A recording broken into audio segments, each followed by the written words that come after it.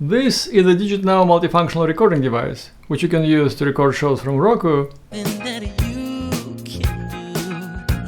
record gameplay from your computer. You can also use it to digitize your VHS or Hi8 videos. Tried to make love to me and I shot him. And you can even convert your tape-based camcorder into a tapeless one. It comes in a tightly wrapped cardboard box, which lists the device's main features, including 1080p recording capability. The instruction manual and a quick start guide are packed in a pouch. Very nice. The manual promises 1080p 60 recording quality. The unit has a plastic body painted with believable aluminum-looking paint. The screen is large and the buttons have nice clicky feel to them. On the top there is a power button, the forward and back buttons, a USB-A port for a thumb drive, and a USB-C port for powering the device and connecting it to a computer. On the right side there is a full-size SD card slot. The bottom is flat. I wish it had a threaded trapeze socket. On the left there are two inputs, analog and digital, and two outputs, also analog and digital. The box also contains a power adapter, USB-A to USB-C cable, an AV cable, an HDMI cable, and a 64GB SD card. The card came pre-formatted with FAT32. exFAT is also supported. To set the device up, you choose the language, set the current date and time, choose the recording mode 1080p-H, 1080p-L or 720p, and select the input HDMI or analog. On the second page of the settings screen, you can choose to automatically stop recording after a certain amount of minutes, whether to use the USB-C port for charging or for connecting to a computer, and whether to use an SD card or a device connected to the USB-A port for recording. You can also schedule the recording so the device can be used for time shifting like a traditional DVR. The third page of the settings allows to restore the device to factory settings and format the recording media.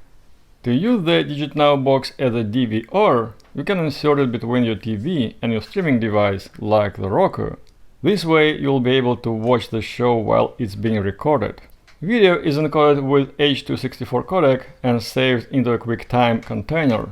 The file size is limited to 4GB. In 1080p 60H mode, the recorder will create a new file every 20 minutes or so. So I came in here to get some aspirin. Next thing I know, you locked me in here. Of course, he apologized 3 times before he left.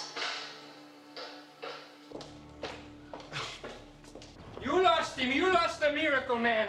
Yo no puedo creer esto! A long recording can be comprised of several files. The device does not come with software that would stitch these segments into a one large file. You can use free tools like AVI Demux or Lossless Cut to do this. I just hope I'm not making that sound later. You are?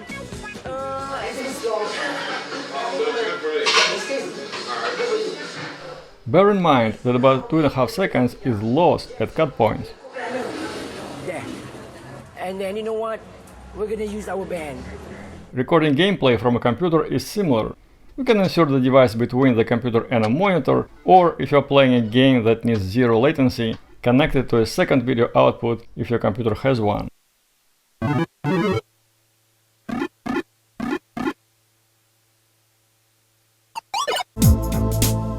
Do you see a difference between the picture on the left and on the right? In particular, do you see any difference in how motion is portrayed? I recorded this video with my camcorder. On one side is the video stored on a memory card, on the other side is the video recorded with a DigitNow box captured through an HDMI port.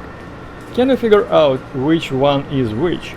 Is there any objectionable stuttering or blurring, or vice versa a soap opera effect? If you do see a difference, which one do you prefer? And which is the correct one?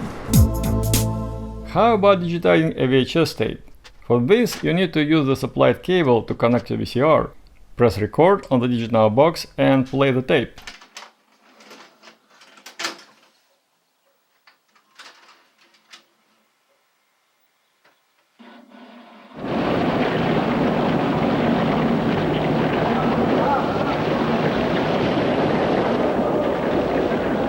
What are they like, these girls? They're very good. Bit wild. Spend their money quickly. Work hard. Are they literate? Some of them. To capture a video from a camcorder tape, you can play it in a camcorder itself or in a VCR if you have an adapter.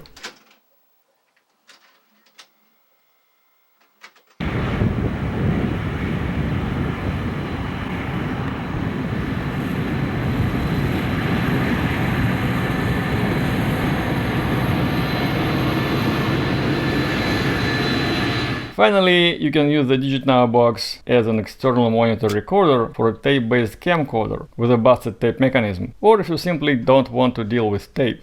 The recorder doesn't have a threaded socket on the bottom, so you can use a smartphone holder. All the buttons, inputs and outputs remain accessible.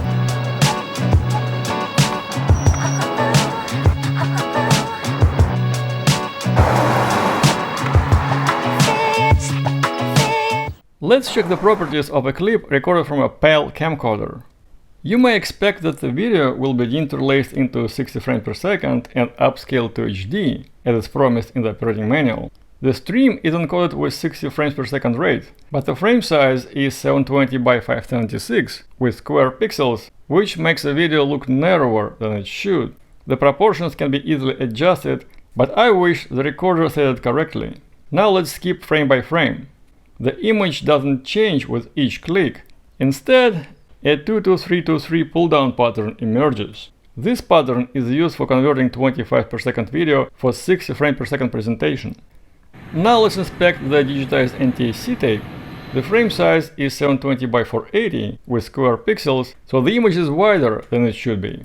Skipping the video frame by frame, we can see that the effective rate of the video is 30 frames per second, not 60. So the recorder throws away every other field, converts the remaining fields into full frames, then stores them in a 60 frame per second stream. The end result looks cinematic, but half of the original information has been lost during the conversion. In conclusion, here's my verdict. The DigitNow V102S is acceptable for recording shows from a streaming platform like Roku, as these platforms do not send pictures at the full broadcast frame rate. The scheduling function comes useful. Mind the 2.5 second gap between files. Capturing gameplay works for older and slower games. If you play a modern high frame rate game, you may want to use another recording device. The recorder does not faithfully capture analog video, reducing both spatial and temporal resolution. The proportions of the digitized video are incorrect. The recorder does not upscale to HD, as promised in the operating manual. Long movies will be split into several files with 2.5 second gap between them.